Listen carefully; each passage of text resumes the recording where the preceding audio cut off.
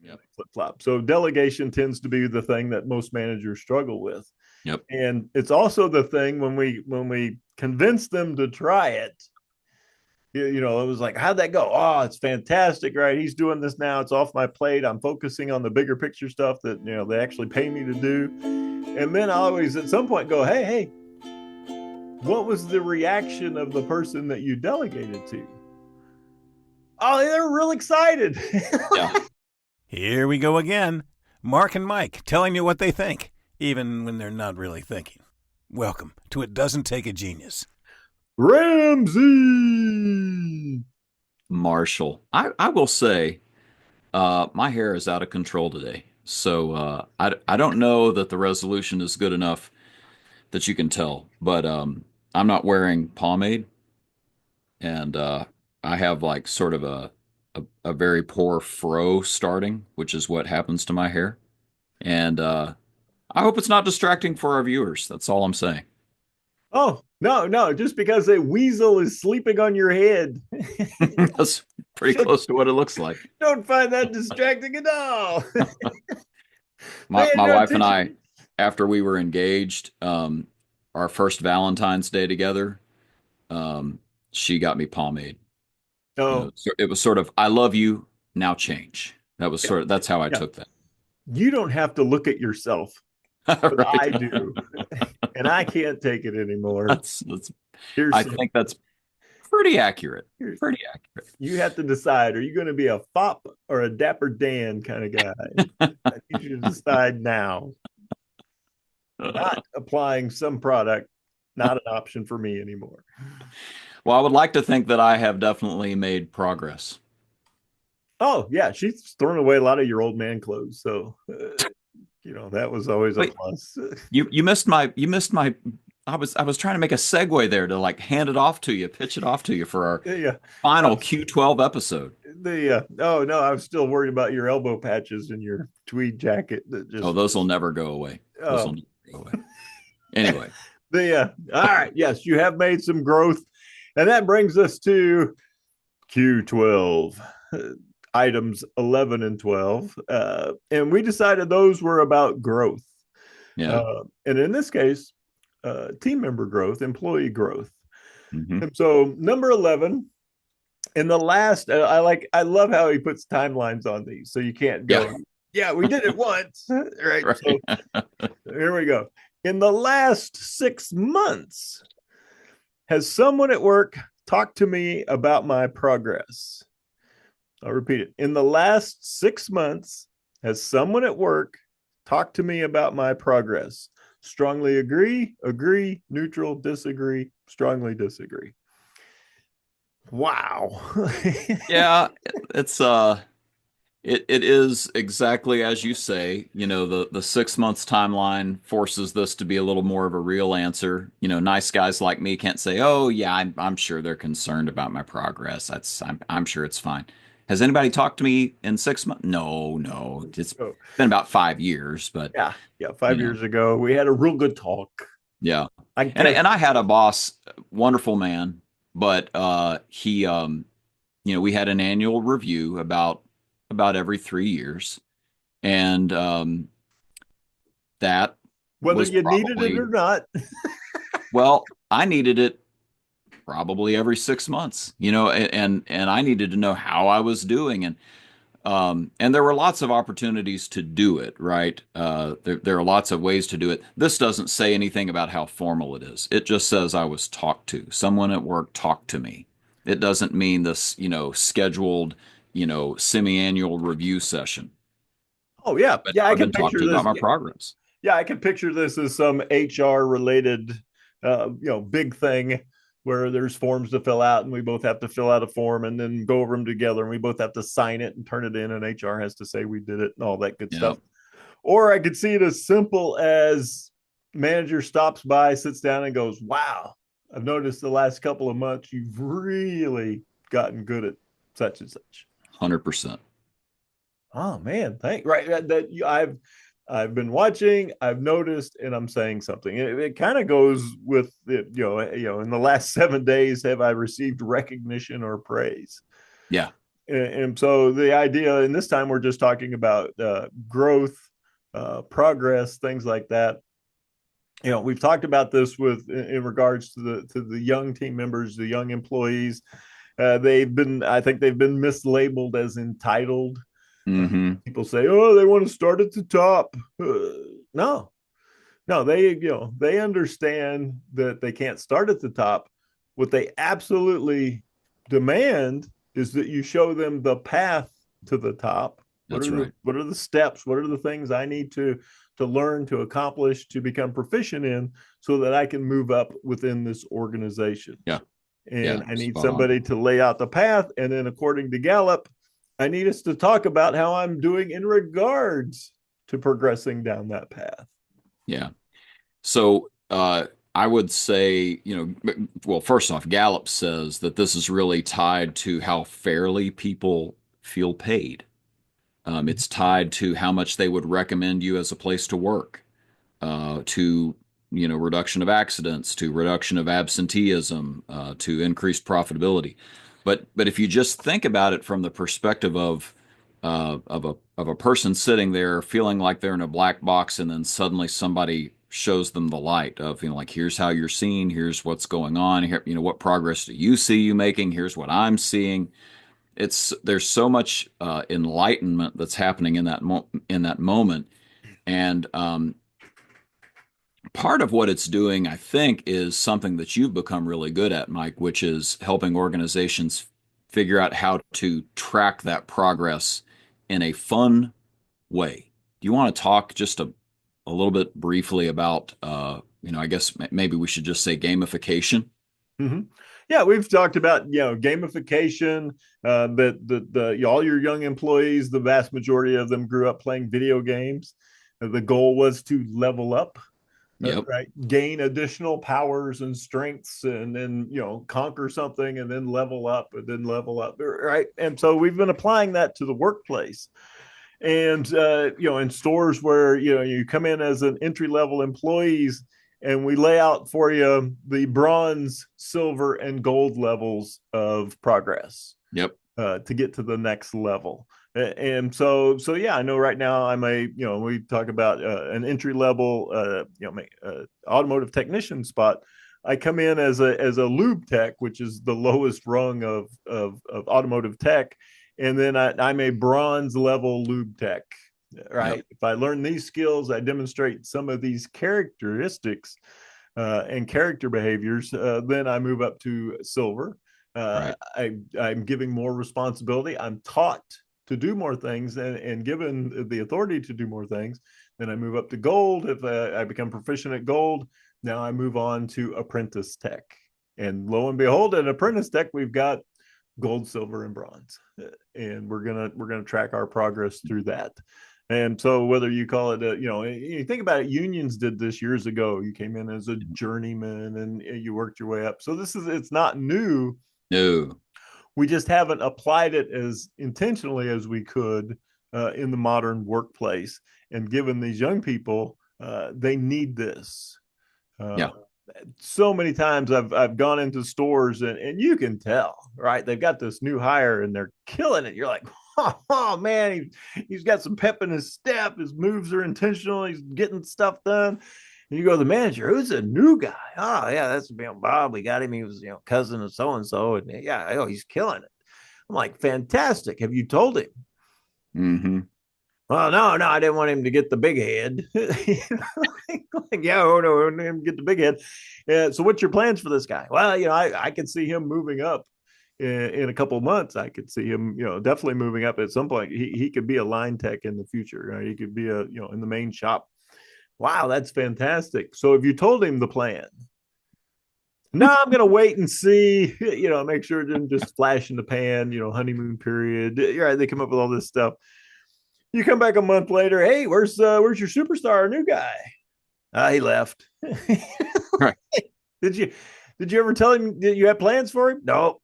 Somebody else called him and they told him they had plans for him.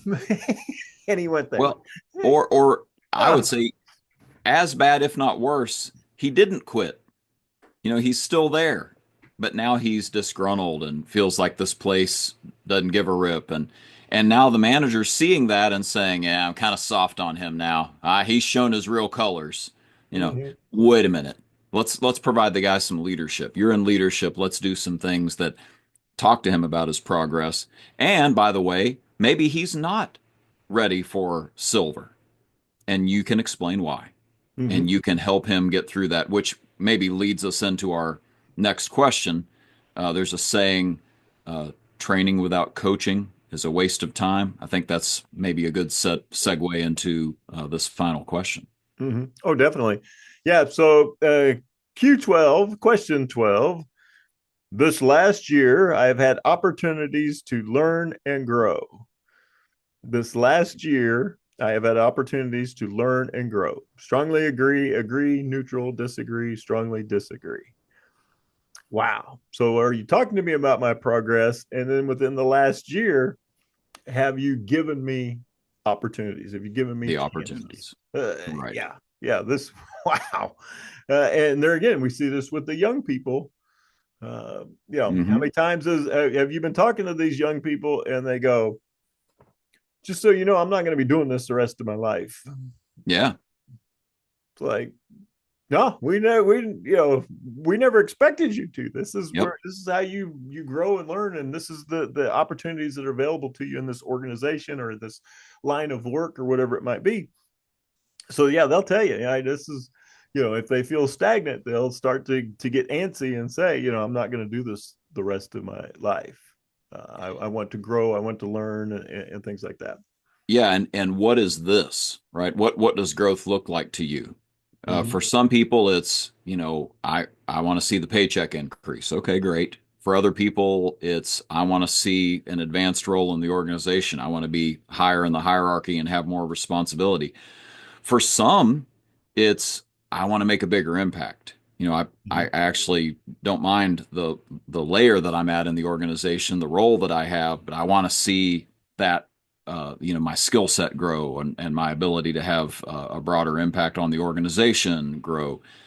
So, again, this is where coaching comes in really handy. This is something you and I spend a lot of our time doing with clients, frankly, Mm-hmm. is helping them have these conversations to talk about what does learning and growth look like to you, what's getting in your way of that growth right now, the goals that you have, and how can we help you get there. That's Mm-hmm. what this is about. Well, and so many times we have to encourage the people to go ask for the next opportunity. That's right. Yeah, they're like, well, I really like to learn this. Have you told them? No, no. It's like, all right, you got to go ask. Right? They may say Yep. no. They may say yes, but at least you'll know. Uh, Yeah.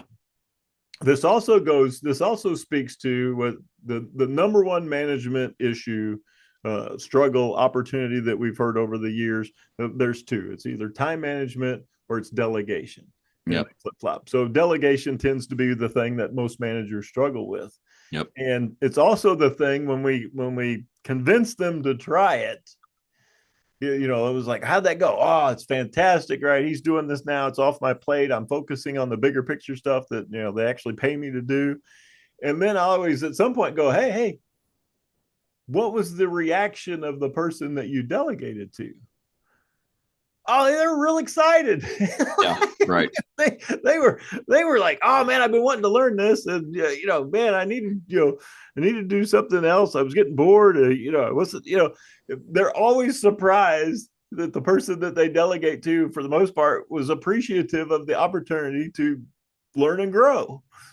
Delegation is a demonstration of trust, right? Mm-hmm. It's me putting my money where my mouth is, saying, I think you can handle this at whatever level I'm willing to delegate. And then I extend the delegation, right? I eventually get to where I say, look, it's yours now. This is your baby. I don't even need you to report back into me and give me a progress report on how it's going. This is yours. And now we've said not just that we have trust in you, but that we invest in you. Mm-hmm. This is something where you're a bigger key to this organization's success. It's incredibly rewarding to feel that way. Oh, oh, definitely. Yeah. The one of the pushbacks I get is, well, my people are so busy. Yeah. I can't delegate anything to them. And my question to them was, all right, when you were coming up, did your boss ever care that you were too busy before he asked you to do something else? Nope, no, they didn't care about that at all. They told me to figure out how to get it done, and you figured out how to get it done, and in turn, you grew, you learned, you progressed in the Yeah. organization as you wanted to, and so yeah, they understand that. You look at Daniel Pink and his research in the book Drive, Yeah. and he talks about two huge motivators. We've already talked about one of them is the purpose motive. Mm-hmm. We talked about that when we talked about Q8, uh, Yep. but the other two beyond purpose are autonomy. Yep. Right? Do you give me space to grow and learn, and knowing I'm going to make some mistakes, and but I'll Yep. get better. And the third one is mastery. Mm-hmm. Right? Can I demonstrate my mastery of whatever it is that you've got me doing?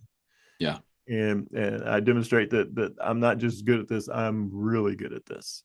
And I'm growing and learning, and my skills and capabilities are increasing. Yeah.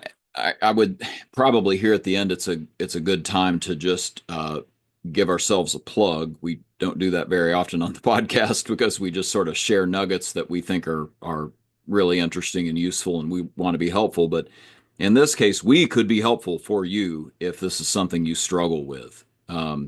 Whether it's helping people set goals that they want to grow on, whether it is helping track progress on those goals and gamifying it a little bit, whether it's learning how to delegate some of those things that they might grow in, whether it is the overall picture here, coaching them into higher levels of growth. Those are all, frankly, workshops you and I provide. So this one and several other of these questions, if this is something that you feel like, my people, I'm not sure how they'd answer that.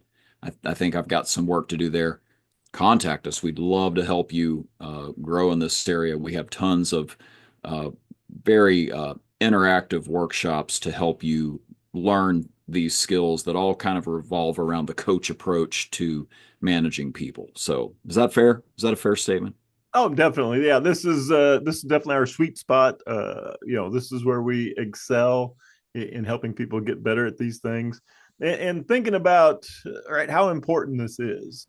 When you talk to people, it's interesting when you talk to them and say, what do you like about your job? How's it different from your last job? Sometimes they'll talk about their commute times or paid time off or daycare or foosball tables, and all that stuff is related, as we talked about in the first episode, to satisfaction. Yeah, But if you want increased profitability and employee retention and safer workplace and more engagement, all these amazing things, then it's all these people attributes that have to happen. that's right. And That's that is exactly right. directly right. And even if your organization isn't all of these things, we've got some research that tells us 70% of how you feel about work is related to the person you report to. Yep. So maybe the organization isn't all it could be, but this is where you've chosen to apply your trade. You can still make, for the people who report to you, an amazing, engaging workplace. That's it. That's exactly it. And since you mentioned that, this last particular question is tied to absenteeism, accidents, and productivity. And again, we've probably talked about this before, but Earl Sasser's service profit chain. This idea that the truly profitable companies, regardless of the industry.